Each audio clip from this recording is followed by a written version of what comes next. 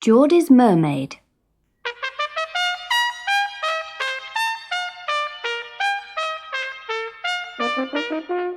Isa Heslop was the kind of mother who was always worrying.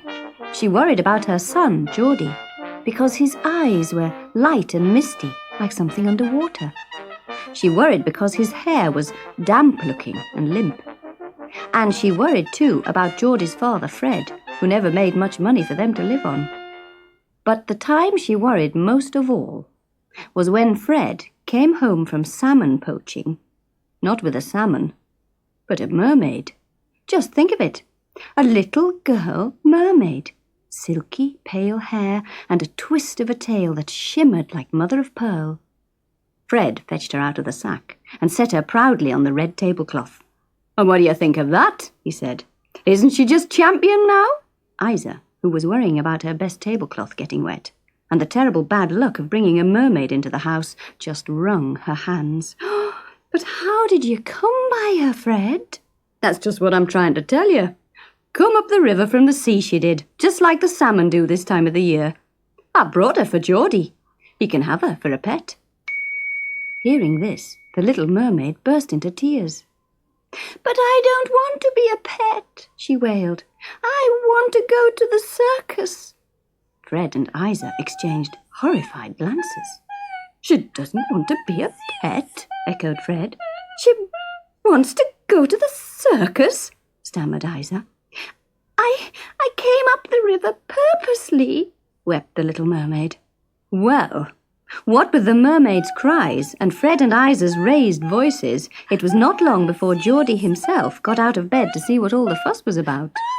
When he saw the little mermaid, pink and pretty, and shrieking because she wanted to see the circus, he could hardly wait to comfort her.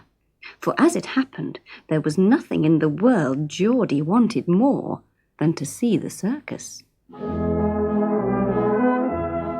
Geordie did his best to explain this to the little mermaid, and at last she dried her eyes on a corner of the tablecloth, told him her name was Shell Pink, and agreed to sleep in the washtub under the scullery sink. In bed at last, poor Isa could not sleep for worrying. She kept sitting up and giving her husband a shake, saying, "Well, Fred Heslop, have you thought of anything yet?" Then she worried about what she could give Shell Pink for breakfast. And to think our Geordie wanted to see the circus so much and never said. I suppose he knew we had no money for tickets. At last Isa sat up and saw that it was morning. "Well, man, have you thought of anything yet?"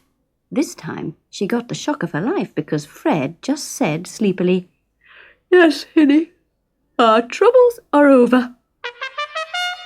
And not a word more would he say. But as soon as he had had a cup of tea, out he dashed to the town and did not come back till dinner time. Sitting down at the table, he said cheerfully, "Well, now, and how have you all been getting on without me this fine day?" But Isa was not cheerful at all. Shell Pink had done nothing but whine all morning about not getting to the circus, and Geordie had been far from helpful about finding waterweed for the little mermaid's meals. But Fred just smiled more broadly than ever and spread 4 tickets on the table and said, "I went straight to the circus owner himself, Earl Slater, and told him about Shell Pink. She swims, sings, and does everything a mermaid should," I said, "and she's pretty, pretty as a lamb in spring." And Earl Slater said that he would buy her for a circus act, there and then, for £500. Isa, of course, was worrying already. It didn't seem right somehow. But supposing she doesn't want to be a circus act?" "She wanted to go to the circus, didn't she?" said Fred. "But there is one other thing. She's got to have a trainer, Mr. Slater says. So I said we'd send our Geordie along. What finer living could he want than that, dressed in a fine suit, putting a mermaid through her tricks in a travelling circus?" "Why, I'll see the world!" cried Geordie, and he danced off to tell Shell Pink. Only his mother sat silent, holding the money in her hand and wondering what would come of it all. That evening, they all went to see the circus. Earl Slater himself came up and shook Shell Pink by her little cold hands and showed her the tank he'd just built for her. Next day, Isa set to work to make Shell Pink a beautiful little bodice embroidered with shells and a suit for Geordie covered with gold braid. So the months went by, while Geordie and Shell Pink travelled with the circus and people crowded up to see the only performing mermaid in the world. And every week, Geordie sent his wages home. Often he was left with no money at all and had nothing to buy food with. Then he would say to Shell Pink, "Oh, it's a pity humans can't eat seaweed." And the little mermaid would hold up a long, tempting green ribbon of seaweed and coo, "But you'd love it, Geordie, if you'd only try. Why don't you?" And at last he did. He was so hungry. And after that he had some of Shell Pink's dinner every day. And just as she said he would, he grew to love it. But one day he noticed something strange. His trousers seemed to be getting too tight. He tugged and tugged, but he must have been growing suddenly because their shape was all wrong for him. There was something else. His legs were changing colour. They shone pink and green when the light caught them.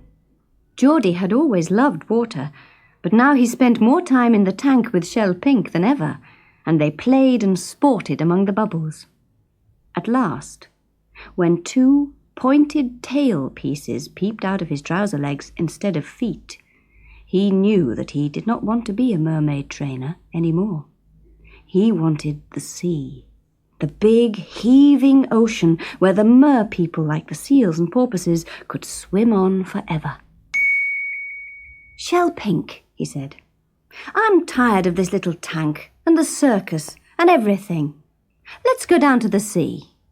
Shell Pink nodded. "I've been thinking just the same myself, Geordie." So next time the big pipe at the side of the tank was opened to let out the water, they held hands and dived down it together. It was a long, dark swim, but in the end they got to the sea.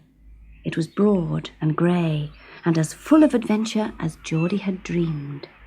As for Fred and Isa, when they heard the news from Earl Slater, they were dreadfully upset. But by now Isa had learned to make the best of things. "Fred," she said thoughtfully, "as our Geordie's turned into a merboy, it's only common sense. If we want to see him, we must live by the sea." So they bought a cottage by the sea, and Fred became a hard-working fisherman. And sometimes he would catch a glimpse of Geordie and Shell Pink waving merrily far out to sea. And every Monday morning, Isa would receive a picture postcard from them, and sometimes even a parcel.